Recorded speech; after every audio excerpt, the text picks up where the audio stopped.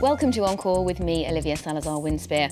Coming up in our weekly music roundup, we check out Bombay Bicyle Club's new album and follow their adventures in a more electro direction.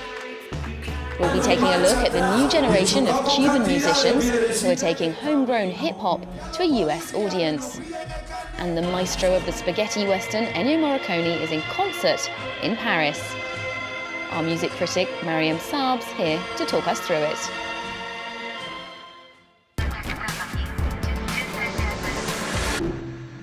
Hi Mariam, thanks for being with us. Hello Olivia. Now we're starting off with some news from the supergroup U2. The band unveiled a new song, Invisible, at the Superbowl on February 2nd.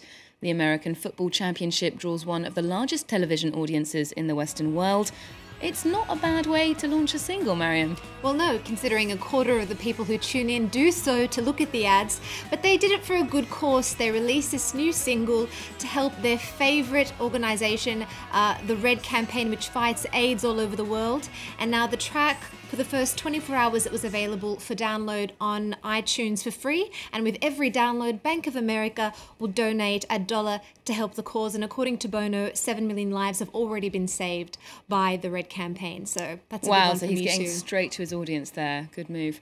Now, next, there's no evidence of two-wheeled vehicles here, but Bombay Bicyle Club seem to be getting along fine with drums, guitars and synths. The British group have made a name for themselves in recent years for their mix of folk, pop and now electro. They've just released their 4th album called So Long, See You Tomorrow.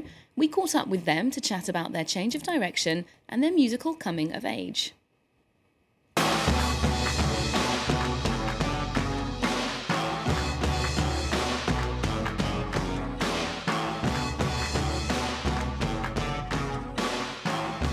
We were playing a lot of concerts and people weren't dancing to our music, even though we felt like the rhythms were interesting and you could dance to them.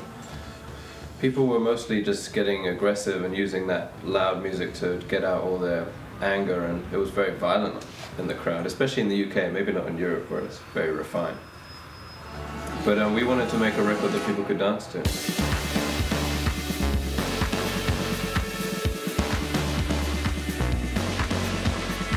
We all stopped listening to guitar music a little while back, and we're only going to make the music we're interested in making. You know, we're not going to try and make the same album 3 or 5 times in a row. It gets incredibly boring for the listener and the band making it, so we try to keep it fresh.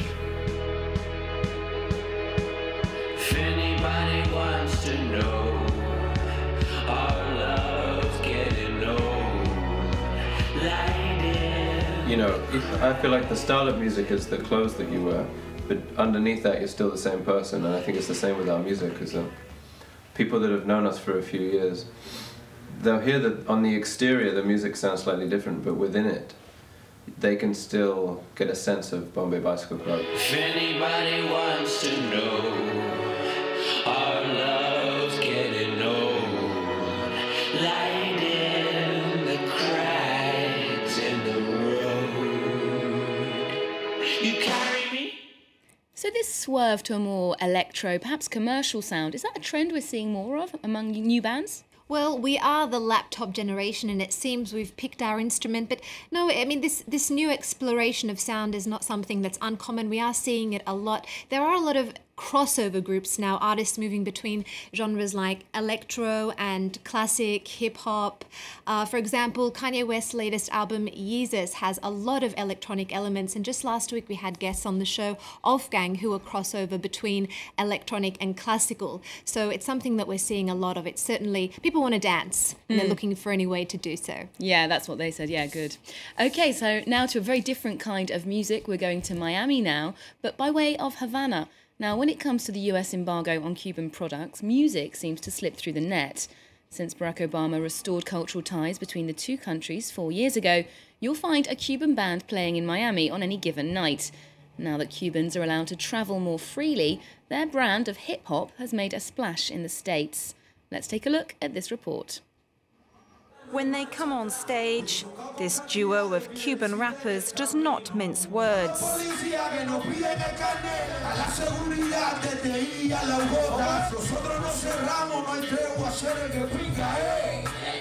Cuba's government banned Los Aldeanos from appearing on radio or TV, but recordings are traded secretly, foiling censors.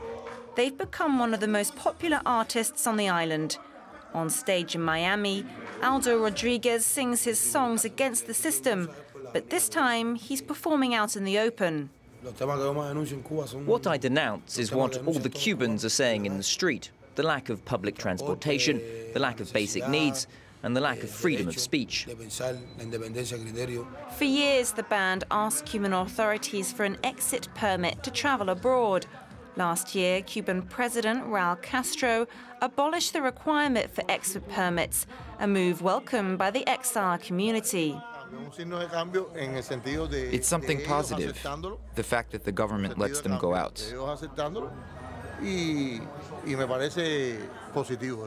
Other fans enjoy the show, but they're more skeptical about the real impact of the exchanges between Cuba and the United States. This is only for show, to calm down the dissidents. There's no real change. Since lifting the travel ban, nearly 200,000 Cubans have headed abroad, 35% more than in 2012. Nearly half of them haven't come back.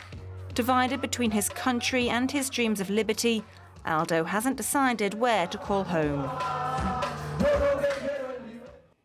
Now, Cuba's always had a great tradition of music. We think of people like the Buena Vista Social Club. But as for contemporary music, how do you think that's going to develop now that travel's so much more easier? Well, in theory, it should be easier for Cuban musicians to take the island's music offshore and then bring the rhythms of the world back home. I mean, Cuban music at its core has always been very much about fusion, evolving from influences Caribbean, Latin, European, and as of the early 90s, American. It also means more exposure for groups like Cuban choir Carmeleta Vocales in Nomine, who kick off their first stateside tour February 15th. But we have to remember that censorship on the island is still widespread, music censorship, and laws haven't relaxed for everyone, especially those in exile. And I'm talking about some pretty big names in music like Grammy Award-winning sax player Paquito de Rivera and Gloria Estefan, who fled the US after the revolution because of her father's ties to Batista. And despite selling 100 million records, she's banned by national radio and has no right of return after a lifetime of speaking out about the Castro regime. So perhaps things are going to go forward just slowly for this new generation. Well, next, in other music news, the heavy metal group Motley Crue have announced they're officially retiring and that after one final tour, the band will be dissolved. The group also signed a pact banning them from doing a reunion after they've split. Now, despite this contract, this pact they've signed, Mariam, do you really think they won't be lured back for one final comeback tour? Well, you know, never say never. They are one of the best-selling groups of all time with 100 million albums sold. But let's hear from the band themselves. For us, we're really proud of our band. We started this band, no one believed in us. No record company would sign us. We figured out, you know, none of us graduated high school, but we figured out how to form a record company. We started talking about, you know, how do we want to go out? We don't want to hobble off into the sunset. We want to go out with the 4 founding members of Motley Crue and go out on top, you know, and leave a legacy of a band called Motley Crue. Well, nothing spells the end like a row of tombstones. That was quite dramatic there. But let's remember that folk retirements are not exactly a new thing. Jay-Z, Garth Brooks, Cher, even Frank Sinatra himself had flings with retirement. They do have a new record, a film, and a book coming out this year. So this could all be a little bit of a ploy to get some attention. They have 72 upcoming shows as well, so they need to get those bottoms on those seats. But if this is going to be the last tour, I'm sure it's going to be a wild one. Oh yes, definitely. Notorious for their bad behaviour, of course. Now next, if you don't know this man's name, you almost certainly know his music. Working with directors like Terrence Malick, Brian De Palma and Sergio Leone, Ennio Morricone has scored some of the most iconic films of the last 50 years, giving the world of cinema some of its best-loved soundtracks. Now, at 93 years old and still going strong, he's giving a concert in Paris. Now, Mariam, Ennio Morricone is often cited as one of the most important living composers. Why does he have this huge reputation? Well, where would the great Italian westerns of the 60s and 70s be without the sounds of Morricone, much less the hundreds of other films and TV series he's made music for, 60 of which are award-winning. I mean, his body of work is extraordinarily diverse. Classics like Cinema Paradiso, Bugsy, Once Upon a Time in America, TV shows like The Sopranos, The Simpsons. But, you know, let's have a listen now to one of Morricone's classics, the 1968 film Once Upon a Time in the West.